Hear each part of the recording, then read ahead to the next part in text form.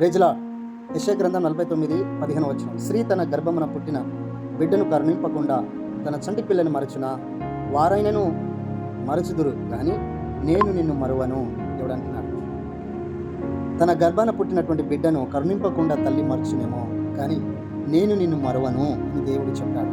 నిజంగా ఒక దినాన తల్లిదండ్రులను మనం పోగొట్టుకుంటాం, బంధుమిత్రులను కూడా పోగొట్టుకుంటాం, స్నేహితులు గురు మరిగా ఉండరు. కానీ 10 మందిలో లక్షల మందిలో మనం తిరిగినా చివరికి మనం ఒంటరి వారమే అయిపోతాం. కానీ దేవుడు అంటున్నాడు, ఇదిగో నేను నీకు తోడు ఉన్నా. బంధువులు నేను విడిచిన, తల్లిదండ్రులు మరచిన, స్నేహితులు లేకపోయినా, ఈ లోకం వెలివేసిన, ఏ రకంగా మనను దెబ్బతిన్నా మన మీద, అందరి చేత మనం కూడా బాధపడ్డా, కానీ దేవుడు అంటున్నాడు, నేను నీకు తోడుగా ఉన్నా.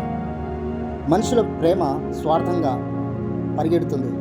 యేసుని ప్రేమ అది నీతి నిజాయితీతో కూడినటువంటి ప్రేమ స్వరూపిగా ఉండేటువంటి ఆ యొక్క ప్రేమ మన మీద వెదజల్లుతున్నాడు.